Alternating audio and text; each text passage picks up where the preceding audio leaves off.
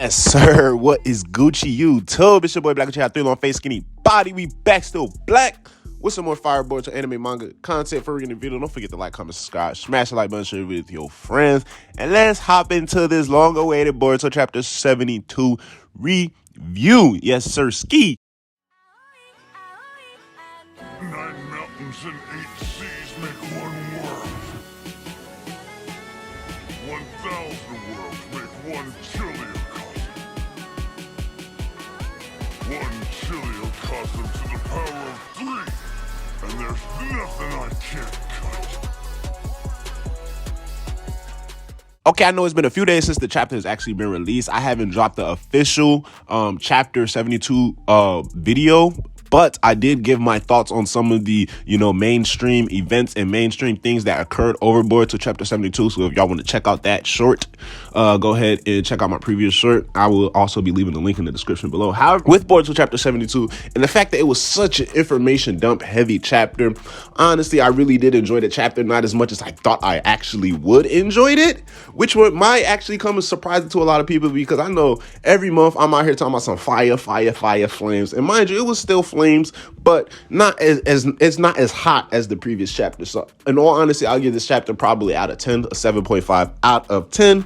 And the reason why it only is going to get a 7.5 would be because of the instances that occur with Code by the end of the chapter, and the fact that Momoshiki's scene was a little bit more interesting, but that same instance also brought the chapter down heavily, in my personal opinion, because it's like Momoshiki popped up and told us the same exact things that we're always going to be expecting to hear, with a little bit of new information. But even that little bit of new information was kind of headcanon, something that you can draw into a conclusion with by yourself. So not anything new or anything real crazy in terms of like ultimate terms of plot progression going forward with this. It's very interesting, and that turned my head in this chapter, and that I want to focus on this small section part of the video is possibility of this being Team 7's full last mission. Now, the full Team 7, meaning Boruto, Sarada, Mitsuki, and this nigga Kawaki, all going wherever Shikamaru is summoning these niggas to do. I've been seeing people speculate over Twitter. I've been seeing people speculate over YouTube, possibly a model escort mission, escorting Amado, Ada, and Damon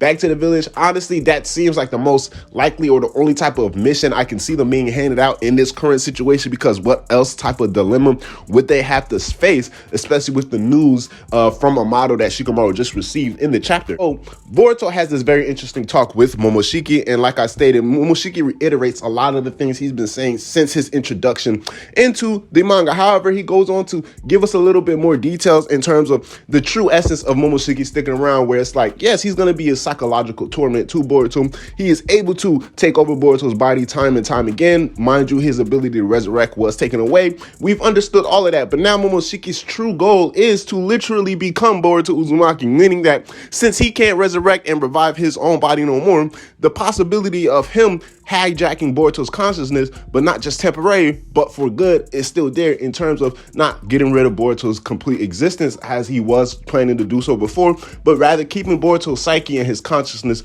bunched up in a corner. Something tragic is about to happen in order for all of these events to occur. I'm very excited because Momoshiki has been saying time and time again, the only thing that happens every time he goes into Boruto's prophecy is that he slowly adds a little bit more of a time frame every time he talks about the prophecy. One of the first instances he talked about it, he told Boruto it's still going to be a long whiles away before, your prophecy to lose everything. And then one of the next times he told him after that, it's not here quite yet, but it is approaching. And now this time that he's seen Boruto leaving after his conversation with Hinata, he tells Boruto it is rapidly approaching and you're making promises that you cannot keep. We all know a lot of people have been really, really into the groove of the time skip coming up, especially some people thinking even chapter 72 kicking off with some parts of the time skip. However, within the next couple of chapters, and mind you, I'm saying couple meaning within 5 to 10, possibly most likely, we will be definitely seeing more instances pointing heavily towards that Team 7's last mission as a whole together. Now, Code is doing something big with these 10 tails. As for whether or not he's going to be attacking Konoha directly after we've seen him get his squadron ready, or will be making moves that, supplement and further his power in other cases or other instances, probably different worlds or different dimensions, like some people speculate, myself included who also have those speculations, something is going to drastically change the course of the events with this current mission that Shikamaru is about to give Boruto, Team 7, Sarada, Mitsuki, and this nigga Kawaki, because a lot of things that go down in chapter 72 kind of gives you an off feeling, right? Not necessarily off like everybody's acting out of place, but they're taking their characteristics and dramatizing it in a certain extent. Now, starting off with what I'm meaning is we see in the early chapters, Kawaki has always been known to be rude, backlash, backtalk, have different type of smart remarks in any type of scenario, any type of person he's dealing with. Even when it comes to Naruto, he has instances where he backtalks Naruto, saying like, these are the type of things that Boruto doesn't take you seriously for when you do dumb shit like that. So when he's talking to Shikamaru, calling him all of these names, some people are able to know that, okay, he's coming a little bit too harsh or a little bit more direct. And that is very dramatized in the sense of he's not acting out character. His character is very dramatized in his characteristics, taking his simple characteristics and, you know, enhancing them or basically exaggerating them to a certain extent. Now, in terms of with Boruto, he's always been this calm type of guy and, you know, always letting the flow go with him and deciding like, you know what, I'm gonna deal with it when I have to deal with it. In this case, he's telling Momoshiki essentially the same things. However, his emotions are over the top, and even Sarada notes it, saying specific things like, you know, he's using my lines and shit like that, or he's really fired up for this mission. Whereas in terms of Boruto's actions, yes, it's showing the extroverted tendencies. However, his dialogue and his tensions are all the same. I'm gonna deal with it when I have to deal with it. I ain't gonna worry about none of that shit. Who are you to tell me how I can do this? Who are you to tell me how I can do that? In terms of Amato, we already know he's cold calculated, reveals information upon, you know, when he feels like people need to be hearing it. He did a whole lot of cold jabs onto Shikamaru. They played a huge ass chess game over the phone this chapter, and I really do hope a lot of people pointed that out, and I want to spread a whole nother video talking about those instances. But even in Amato's case, his character is dramatized, and Shikamaru's case, his character is extremely dramatized in terms of the simple characteristics that they already go about. This lets you know that the writer is building up for something very drastic and something to very cause a huge change in the story, whether that lies with affecting the things around Boruto or affecting Boruto himself. I do believe that Momoshiki's prophecy is finally going to stop clickbaiting us, finally going to stop, you know what I'm saying, catfishing us, however the hell you want to call it, and give us some type of sustenance or give us some type of lead as to the tragedy that is going to befall Boruto, or rather, should I say, the things or the people or the ones around Boruto that will ultimately affect Boruto himself for a negative light. Do I believe this is Boruto's last mission?